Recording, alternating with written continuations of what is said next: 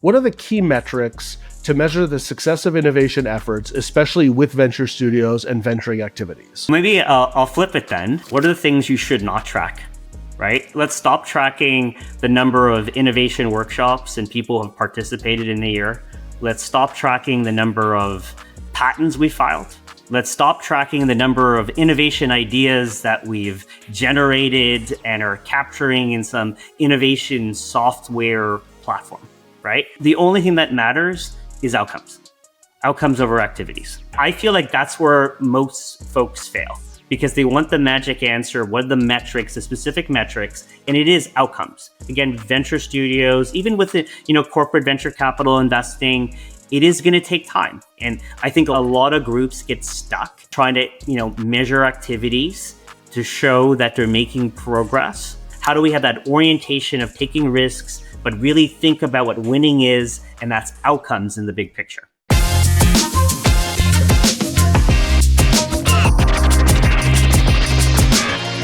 Welcome back to the next episode of Beyond the Core. Really excited to have everybody join us today. Today it's just going to be me and Marcus chatting.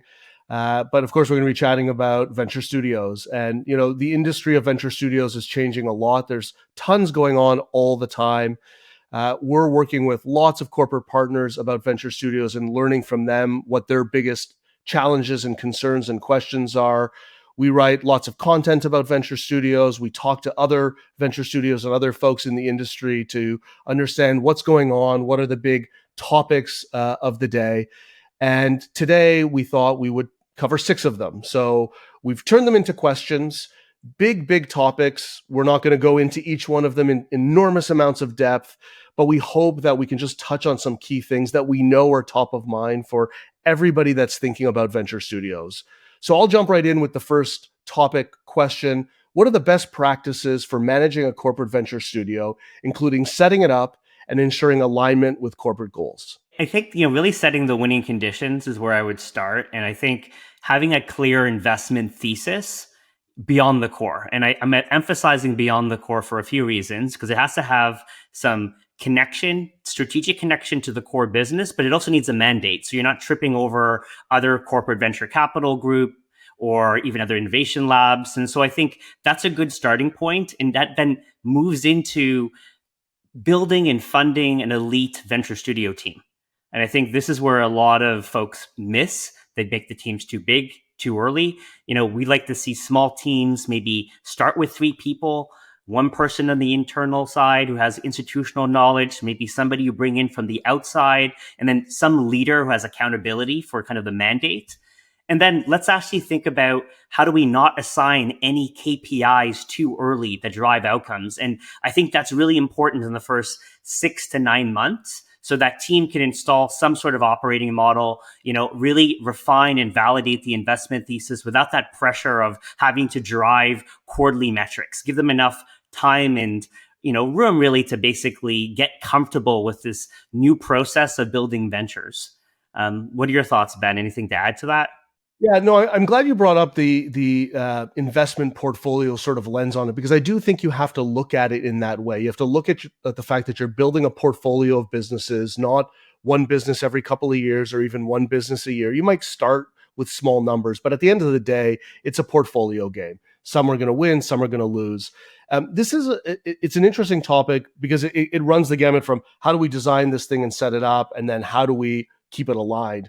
And when we were evaluating this at Highline Beta, I actually identified about 60, I'll call them variables or questions that you would want to ask yourself as you're designing a venture studio. So you've touched on a couple of them, Marcus. Investment thesis is a huge one. Like, what are we actually going to focus on? How close to the core are we going to make it? How are we structuring it? Our recommendation would be as at least a subsidiary type of unit, if not completely on the outside, to shield it from some of the corporate stuff that goes on. The brand is a component of it. What should the brand be? How close to the core should that be? So again, I'm not going to list all 60 variables, but team is a big one. Methodology, investment model and thesis. So you do have to design these things thoughtfully in order to give yourself the best chance of building businesses. all the while trying not to be so heavy-handed with the design that you spend 5 years designing the quote-unquote perfect venture studio, forgetting that the job was actually to build and fund businesses. So we take a top-down, bottom-up approach. Think about some of these key strategic design decisions while actually building that small team and building actual businesses. It's a sets and reps game. So if you don't get into it and start testing ideas, shipping things, learning from the market, you're going to be wasting a lot of time. Yeah, I totally agree. I think one of the questions I always love that you ask is, what does winning look like? Really taking a step back, macro, and really for a studio is, are you building ventures? Is there enough strategic value over the right kind of time horizon as well? And that's why I made the comment specifically, do we have enough comfort level of not trying to measure all these KPIs at the inception? And can we really link it to winning in the big picture to really create that value for the studio? Yeah, and I asked that question, like, what does winning look like? Because to me, you should be able to describe that and have a very clear answer for it. And you should be able to then work backwards from there in order to accomplish winning, to actually try to win. And it's interesting because, again, we work with a lot of different folks in this arena, and the answer to that is not always super clear. Sometimes it's, we're scared of startups coming and eating our lunch. Could be revenue generation. So they have some idea of what they want to achieve. And then they're, in some cases, shoehorning the venture studio model into that, where it may not even be the right tool in the toolbox to accomplish what winning looks like. So I like to start with, what problem are you trying to solve? What does winning look like? And then if a venture studio is the right tool to accomplish that, or at least take a swing at it, then you can figure out how to design the venture studio properly to try to achieve the goal. Absolutely. Cool. Okay. Next question topic. This is always a fun one. What legal and regulatory considerations should we be aware of in corporate venturing, particularly with partnerships and equity stakes? These are not small topics. So, Marcus, you can start us off. Yeah, I'm happy to. The way that was phrased, I always go back to, like, it's a critical strategic structural decision to start with. And so kind of two frames would be kind of startup partnerships or co-building of new ventures versus creating new ventures maybe on the outside where there's equity. That's kind of how I kind of understood that question. I would say, having a useful framework where you're comparing both, so you're not tripping up compliance issues, regulatory elements. I always like to think of it from the people lens, then maybe the IP assets. And I love kill switches. What happens? Do we need like a prenup? So what happens if you shut down the venture or the partnership fails? And so I think, going through those elements, I think really creates enough rigor in putting in the right kind of winning conditions, that if, where do we capture from the people lens shared resources? Because that's one that becomes something that usually triggers a lot of regulatory challenges. If it's on the outside, maybe it's the IP, ownership structure. And then also with respect to this, when you're killing a project, what happens to it? Is it already a company on the outside, or is it something, how are we accounting for this IP that could actually create regulatory burdens? And obviously this really depends on a lot of industries, but certainly those are kind of the areas, or at least a useful framework that, we like to kind of apply, and then get into the minutia of just how do we actually support so it doesn't trip these regulatory concerns. Yeah, absolutely. And I'll give some maybe very specific examples of discussions we've had with partners around regulatory and legal. So one of them is very clearly, should it be a business unit or wholly owned subsidiary, but owned by the corporate, or should it live on the outside where the corporate has an equity stake in it, has some form of governance, but it is in fact an independent entity? And there are very significant differences between those two things, and your company has to decide which approach that they want to take.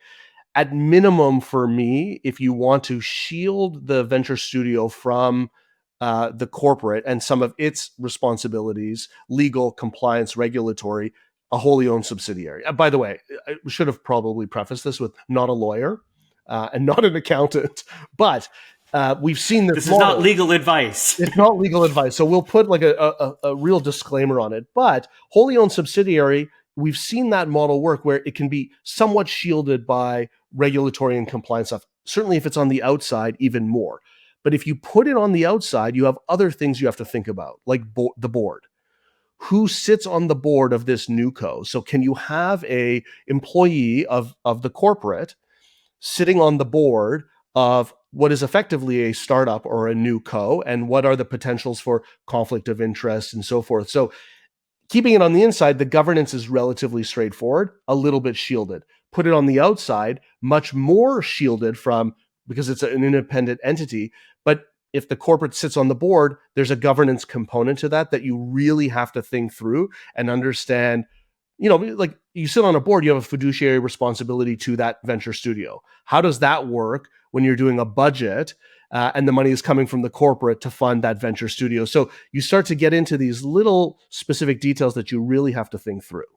Yeah, and I think also just playing a bit on the chessboard. That's why I mentioned the comment of what happens having maybe a prenup if when you decide the studio mandate is coming to an end, if it's after 5 years, or a partnership deal that is kind of being unwinded or just not moving forward. What happens in those cases? And obviously, you can't predict everything, but I think just asking the right questions early and being transparent about it, I think gets you a long way. And just again, creating those winning conditions and how you can best maximize success. Yeah, and another tactical thing we've seen is companies creating venture studios and then looking at how to own 51%.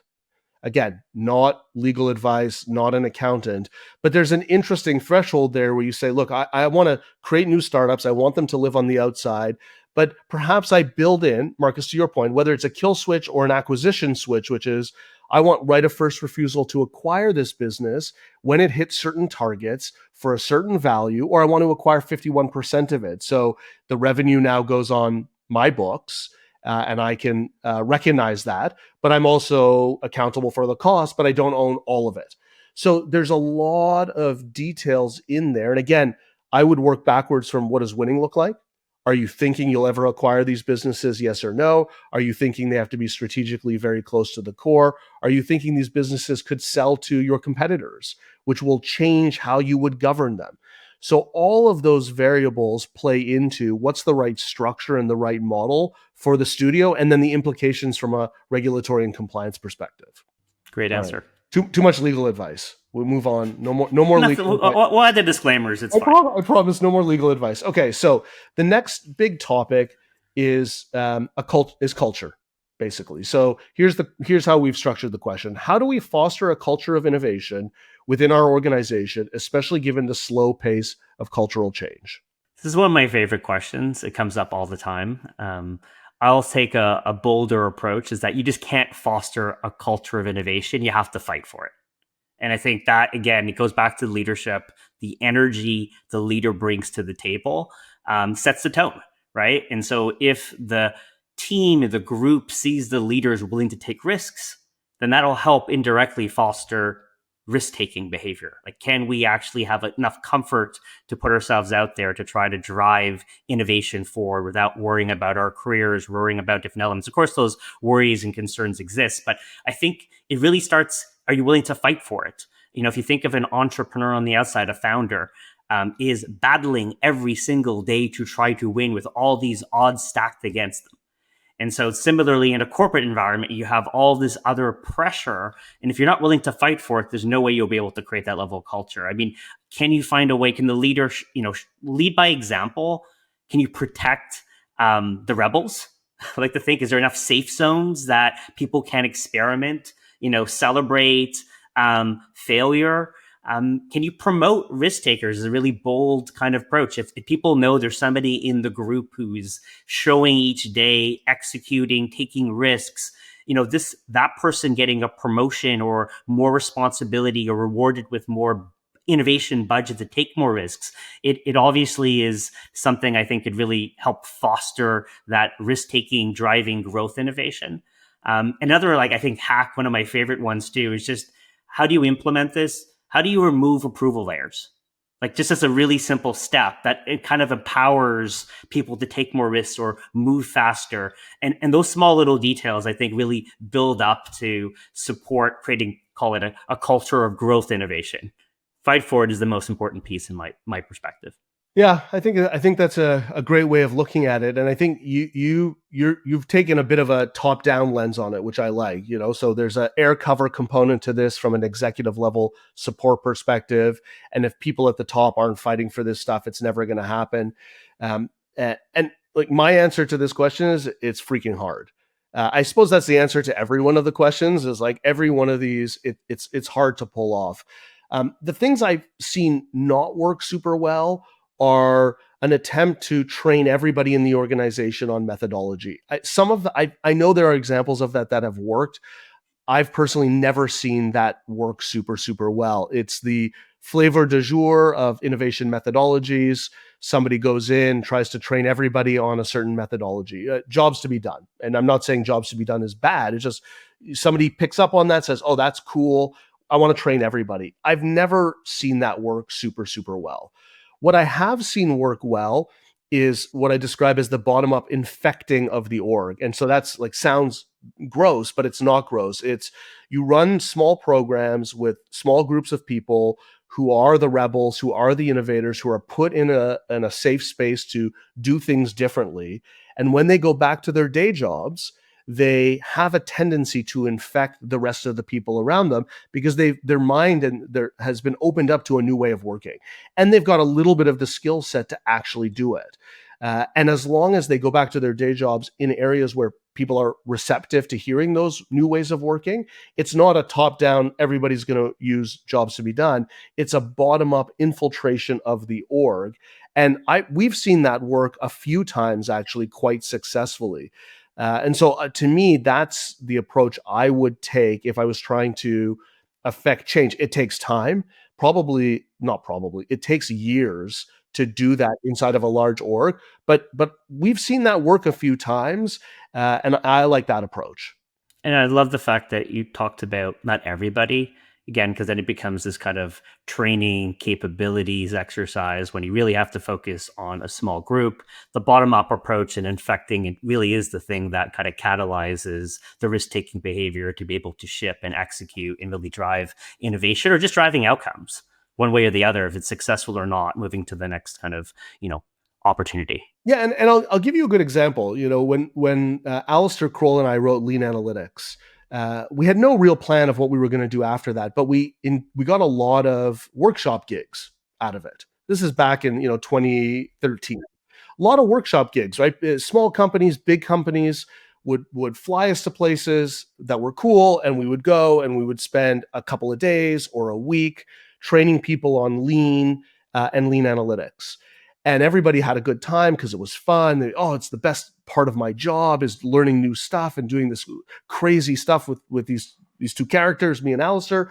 Uh, and then everybody would go back to their day jobs, and that glow of excitement would wane, and there was no vehicle for them to practice the skills that they had learned or continue to develop, leveraging the inspiration that hopefully we gave them. And I've talked to a lot of folks that do that type of consulting, and that's the experience, right? They go in for a one-day workshop, everybody has an awesome time, they're ideating, the sticky notes are flying, and then nothing comes out of it.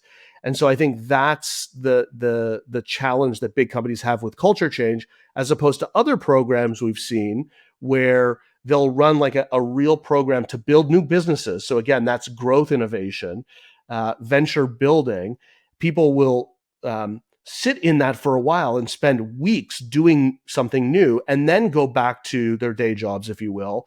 And now they're actually transformed and committed to the methodology, and committed to trying to change culture that way. So again, I think it's not a training exercise, it's a doing exercise, and then convincing other people to try doing things a different way. Yeah, I think you summed it up perfectly. It is exactly that. It's the doing, the executing, the building, getting the reps and sets and building that muscle becomes infectious. Cool. Okay. Next topic. So this is an interesting one because it's a couple of ideas combined here. So how do we identify and support promising internal ideas and external partnerships, especially in a competitive landscape? Yeah, I would start with the word competitive. Do you really want to compete? I think that sets the stage, right? And so, regardless of what methodology you use, if you're doing it all yourself or working with a partner on the outside, it goes back to, do you want to compete and validate things well at a certain speed? And I think the balance between the rigor and also the speed really matters, because we've joked sometimes where we've talked to people we've supported over the years. They've left a large organization to go to a different industry, and then they come back, and their group they're rejoining, they're still validating kind of the same stuff over a long period of time. It's been so many years. And so I think there's a piece there where, and that's why I kind of just cued in the word competitive. Like, if you're going to compete in the marketplace, I think there's a level of boldness and risk taking and speed that matters without compromising the rigor. Now, we're biased towards, again, our venture studio process. We really do believe in the rigor of what it is. We've, invested heavily into AI and refining the process from all the work we've done with corporate partners over the years, and working with startups and launching vertical venture studios. And I feel like that is also the next stage. Not just the balance of speed and rigor. Can you also start building these capabilities with external partners, internal groups? And lastly, the last thing I would add is, can you really empower, I'll call it, an entrepreneur to own it? What we've seen often is you have maybe a business leader that's quite senior, or a project manager who's kind of managing the process, versus somebody who is really going to move fast, be a bit bolder in taking decisions, but will also own it. And that's really from the internal side. On the external side, I mean, like, we've always looked at different types of programs. If it is like fast track collision day to get a quick kind of, snapshot, like over 48 hours or a week, of just what the landscape is like. If you really want to be a bit more bolder and compete in the marketplace externally, is it like a pilot program accelerator? We've seen, cases that we've helped with, the Intuit Prosperity Accelerator is an example. And then if you really want to be, I think, supercharge the boldness to compete. I mean, something you were really close with, Ben, from the inception, the 100 Plus Accelerator, and you're bringing in a lot of other corporates, and you're competing at that global level, not just in a specific geo. You're moving into other areas and growing off a platform. So, like, I think the theme, again, for myself, and I'm a very competitive guy, as you know, is how do you compete and move to win? And you can't win if you're not going to move fast and be bold. Yeah, that I totally agree with. It's funny. This question, I think, triggered something inside of me, a frustration that I have with the way corporates are structured. So, there are, out of necessity, departments and groups within big companies. A marketing team, a sales team, whatever it is. What I find frustrating when we think about innovation teams is they're actually quite often very siloed. So let's say you have a CVC, corporate venture capital group, and they're doing investments. I'm not suggesting they're not talking to business units and trying to find strategic things that make sense, but they have one tool in their toolbox, which is, I write checks into startups. You might even have a separate partnerships team, and their whole job is to find partnerships with other companies, let's say startups. You might have, well, you certainly have some form of internal innovation, right? Business units, and they have a tool in their toolbox, which is we build things on top of the existing products we have, typically close to the core, H1 type stuff. Maybe you also have a venture studio, and their job is to build beyond the core, H2, H3 stuff, but they have one tool in their toolbox, which is building stuff. And I've never understood why, I do understand why things are structured that way. I just don't think it's the optimal way to structure things, because in my mind, the way that should work, and you touched on the process, it should be go find a problem, validate the problem, build up conviction around that, and then decide which tool in the toolbox to use. Maybe you should build something in-house. Maybe you should buy something. Maybe you should partner. Maybe you should spin something out. Maybe you should do nothing. But unfortunately, because of the way corporates are structured, there is no balance between these different things. It's just each group using the one tool in the toolbox that they have, chasing it.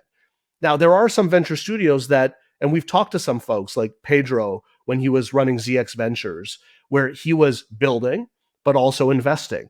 We talked to other folks like Mike Dobbins, when he was at RBC Ventures. They started with a mandate to go build new ventures, but then they started partnering and acquiring and investing. that's when I think you have the best chance of balancing an internal idea versus an external opportunity. It's stop getting caught in the silo of I have one tool in my toolbox, but think about all the tools, but validate the same way every time. Don't just write a check randomly. Don't just buy a company randomly. Validate properly, then use the right tool in the toolbox, and then execute the plan. Yeah, and the frustration point you made, it's kind of mirroring some of how, you know, large organizations have won with these different departments and how they're scaling. I think goes back to the point I made earlier about having small elite teams and, you know, having cross-functional teams, you know, specifically in the capability, in the competence you're trying to build, specifically in that 0 to 1 phase of venture building. And then you can kind of add in the other components as you grow and scaling, as you're starting to win and building momentum. I think the example you gave with the corporate venture capital side is interesting because we know for, you know, some have different motives, right? Some are really there for kind of that strategic value. Others have just purely investors on return. Some are in between. And, you know, we do see more progressive groups as they're starting to win, you know, integrate partnerships as kind of another element into that group. So it's not siloed away, right? When you're looking at those elements, because again, usually partnerships are a great way to do diligence if you're going to make an investment. You know, you're cutting down the speed to be competitive in the market to win that deal. And so I think the tighter these teams can be and the more cross-functional they can be over time, I think you also create that stronger culture of growth innovation. Yeah. I think I mentioned Pedro Erb, who ran ZX Ventures, and we did do an interview with him. So, and I think if you haven't listened to that, you should listen to it because he says something in that interview that surprised me, and which was, you know, they were building ventures outside of AB InBev, and then when ventures, some of them started to get traction, the core business would copy it. And my first reaction to that was like, uh-oh, we now have multiple groups of people building the same thing. That's a form of waste. That's not good. He actually said we celebrated that because it demonstrated that we figured something out that the core cared about. And we were very comfortable with the idea of the core copying, sharing, partnering on that. And I think he used the word, you know, we have a value at AB InBev that's really about partnership. And so to me, I was like, that's an interesting approach. And you think about the culture required to say, I went and built this thing. It's a new venture. And then the core copied me with all the scale they have. And maybe the core, quote unquote, won, scaled faster. And some people might look at that and say, that's a disaster. Like I failed in my venture studio for not being able to do it. Pedro looked at it differently and said, no, that was actually winning for us, which I thought was fascinating. Yeah, because it's winning as a team, right? You're playing on the same team. And I think that also is where sometimes it fails because different groups, different labs are actually competing against each other. They don't have that level of orientation. I think his lens at what he accomplished and where he was sitting also kind of fostered that from a top-down perspective that we're this collective and this is fantastic to learn from this and then apply it at scale like you just described. Yeah, absolutely. Okay, next topic. How do we balance short-term financial goals with long-term innovation objectives, particularly in a volatile economic climate? Okay. You want to go for it? You go first. It's easier. Okay. I'm just, yeah, look, I'm a transparent, direct guy. You just don't, right? I think weak leadership cuts growth innovation. It's a signal that effectively says you're not playing offense, you're playing defense, right? Like that's it. Like that's it. You can't balance short term and long term effectively. If you're trying to do anything related to growth innovation, it needs more than time just to marinate. It needs a long kind of mandate. And so if you're optimizing for short term, you're looking at quarterly kind of metrics, or back to the kind of the conversation earlier, I just don't think you have a chance to win. It's that simple. And so I think the thing you need to do, or the question you need to ask yourself, is how do you protect that growth innovation budget as a strategic asset? And don't view it as like a cost center. And so if you're going to the place of, well, we need to cut this now, then the question is, okay, that's fine. Then you're playing defense. Just call it what it is. So I feel like that's the orientation that a lot of people are muddling. People we've had conversations with, so even some folks we've worked with over the years, is you can't be caught in the middle. You have to take an edge in one side or the other. And to me, it's just as simple as saying, do you want to play offense? And are you patient enough to play offense? it's fine to play defense for a bit and say, you know what, next year we're going to play offense. So this is what we're taking that decision. We're focused on short term. And I think the one way to work that out too is really setting and measuring different growth innovation KPIs. So which ties again to the outcomes, strategic outcomes at a longer term horizon, which then might give enough kind of board strategic support that, you play in the right category for the moment in time of where you want to win. Okay, so let me ask you this: you've probably heard the phrase "defense wins championships." So if you, Yeah, absolutely. I think Dikembe Mutombo, rest in peace, said that, and others have said that as well. So if defense wins championships, is that an argument against growth innovation and playing offense? Not at all, because you already won at the core business by playing defense. You have a strong foundation, and so now what you're competing at a different level. You're not competing to make the playoffs. You're competing to actually try to win the championship. And so to be in the game, to get past the first round, I know he was a great shot blocker, and that's important. But at the same time, it's like, well, you need somebody who's going to take that risky 3-pointer at the buzzer and not just try to pound it inside and try to get a short layup. You need Steph Curry, is what you're saying. More or less. I mean, he's taking lots of shots, and he's perfected the ability to, we'll call it growth innovation beyond the arc, really changing the whole entire game of how the game's being played. Like Mutombo, ultimately now is a bit of a relic. That's why the game of basketball has dramatically transformed to what does it take to win now an NBA championship? Yeah, it's interesting. I mean, you touched on it, and we've seen a number of companies in the past that we have worked with, have relationships with, go through this up and down. We're going to innovate. No, we're not going to innovate. We're going to innovate. No, we're not going to innovate. We're going to over and over and over again, this cycle. And I understand why they do it. But in another way, I don't understand, because to me, if the question is, how do I balance short-term financial goals with long-term innovation objectives? My answer to that is, how do you not?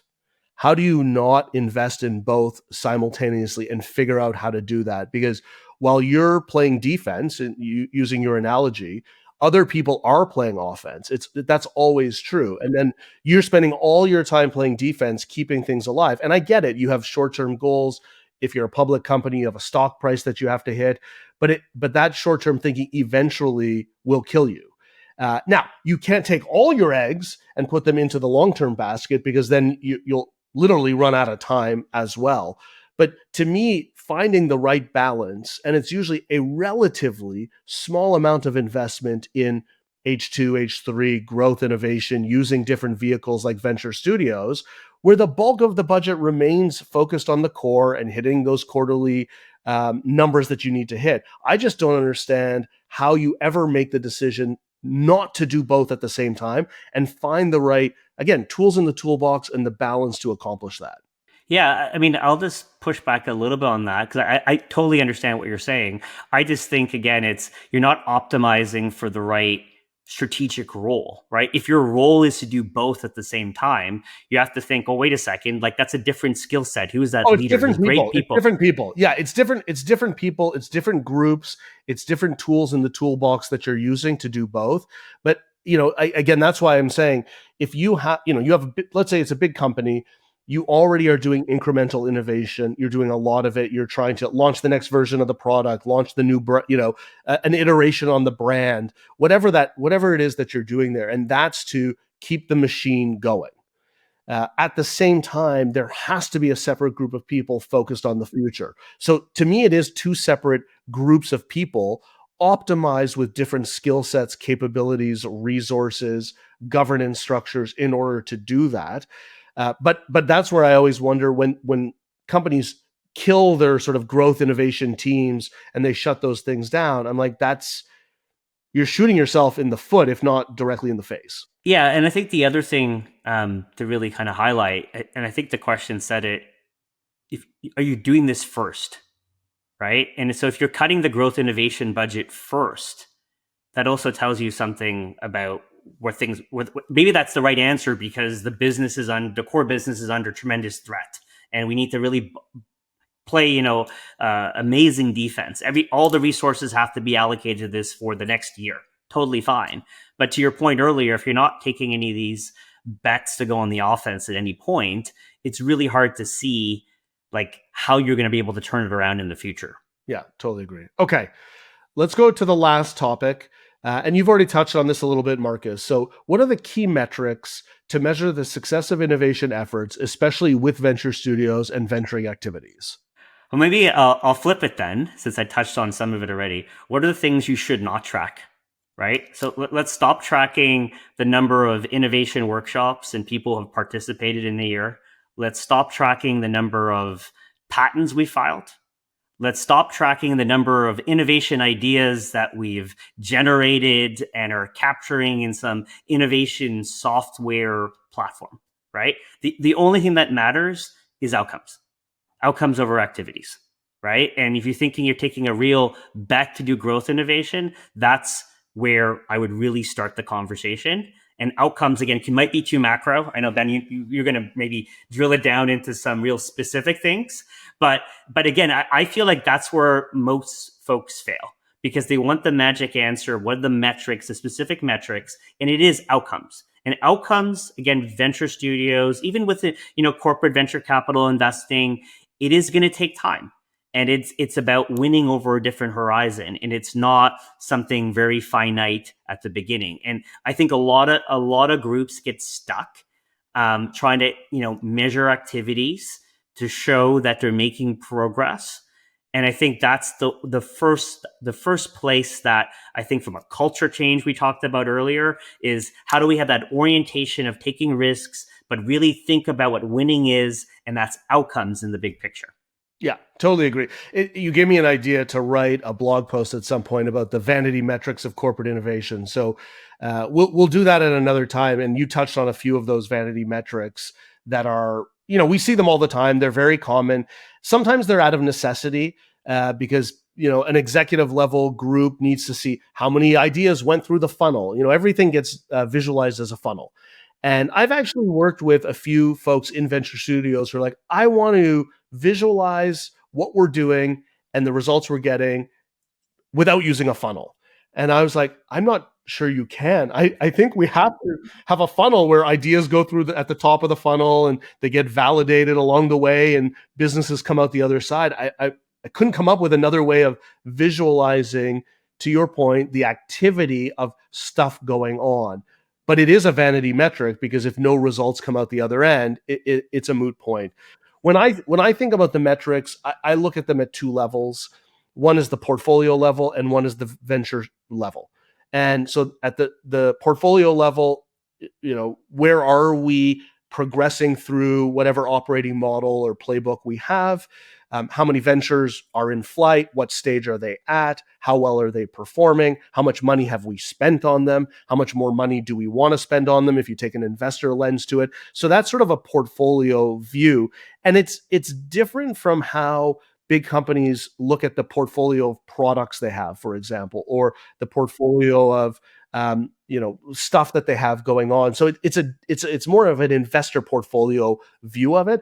And then at the venture level, it's venture specific metrics. And so those can vary venture by venture, but you have to be able to understand, is the venture actually solving a real problem? Is it getting early traction? Those are also different because the level of traction is so small relative to what a corporate would expect. And we've talked to a number of guests about that dichotomy of, the core launches a business, it has to hit $50 million in a week. And the venture studio launches a business and it gets 10 customers in a week and everybody's cheering.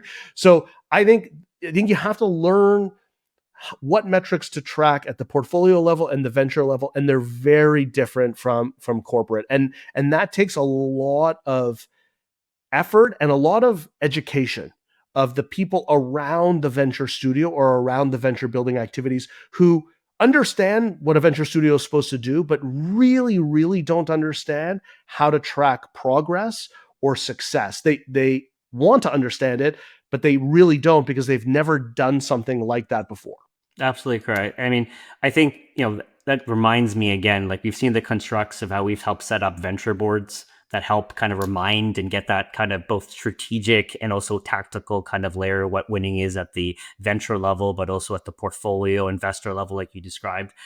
Just thinking what you were saying there, a couple of things I would add to make it a bit more also like outcome driven. What does winning look like? Instead of those kind of vanity metrics I described before, maybe it is okay, ventures launched is interesting. That's like the first step. But really, how many ventures get to whatever we think of as close to product market fit, right? Post to the point where the core could also leverage the strategic asset to maybe scale it and really put points on the board.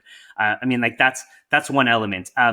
On the investor lens perspective too, again, how do we create value that sometimes is intangible? Like we've been involved in situations of advisory of how do you value that was created in this new venture that we created? Or how do you value this venture studio on the outside?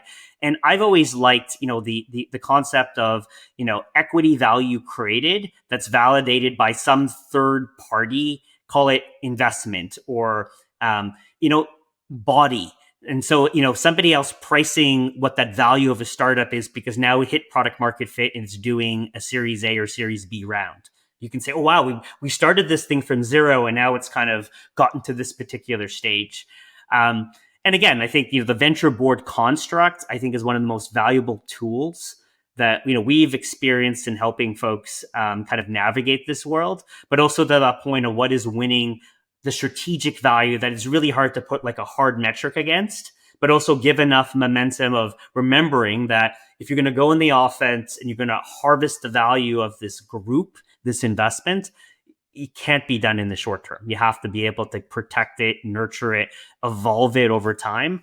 But I think that's, again, why, again, we exist in helping to support this and building companies on the outside. Yeah, I think pricing, I think if you're spinning companies out, someone else pricing it, an investor coming in is a good measure of, to some extent, of equity value created. The other thing I'll say here about metrics, it is building ventures is a long-term game. But if I were starting a venture studio today inside of a big company, I think I would be, aside from the education and setting up a venture board and the governance, I would be almost exclusively focused on getting one venture built. I'm not going to suggest that most venture studios get zero ventures built. I think they all eventually get something built, but I've seen venture studios take years, literally years, before they actually ship a company, and whether it's spun out or not spun out. So to me, while we're looking at outcomes 100%, if you can't get to first base, we'll use a baseball analogy, you can't get to home. Like you won't score a run. So to me, it's just, if I was launching a studio right now, I'd be like, what's the fastest path to building a business with the minimal amount of investment? So it's not all our eggs in that one basket, just to go through the cycle of doing it and proving we can actually ship something, because shipping things is super, super hard. So, and it's not even winning, by the way, which we know, right? Like we shipped the company. Did we win? No, we haven't won. Now it's going to be 5 more years plus of trying to scale the thing. So we better get to the shipping part as fast as humanly possible. No, I totally agree. And we've lived it. And I think, again, what does it really mean to ship a venture? Like when is that public launch, right? It doesn't have to be a public launch. It could be something that, okay, we've shown the muscle that we can go through it. We know we're taking a portfolio approach. So we have enough courage to go through this process fast enough. And look, we've done one venture. What do we learn from that? How do we tweak the operating model? How do we then go to the next venture? Even if that venture doesn't work out and you shut it down after 2 years, it propels, to your point, like now that muscle, that capability that we can do this ourselves and also partner with folks on the outside if we're spinning things out. Yeah, I mean, the confidence that you get from shipping something, even if it doesn't succeed later on, is significant. And then, like you said, iterating the methodology, the operating model, so that thing's not like a top-down stone tablet kind of strategy. It's like, oh, we learned this takes us a bit longer. We learned we have to run a few more experiments here. We learned we have to recruit the founder earlier. Fantastic. Let's do that for number 2 and 3. And by the time you get to venture 4, 5, 6, 7, maybe you're starting to figure things out. So to me, that sets and reps really is key. Cool. All right. Well, that was a lot of stuff, hopefully valuable for everybody that's listening in. Thank you for sending in questions. Thank you for demonstrating interest in the venture studio model. We're always around to talk to folks on LinkedIn or on X or elsewhere. Feel free to reach out anytime. Ben at highlinebeta.com or Marcus at highlinebeta.com. Thank you for listening. Thank you.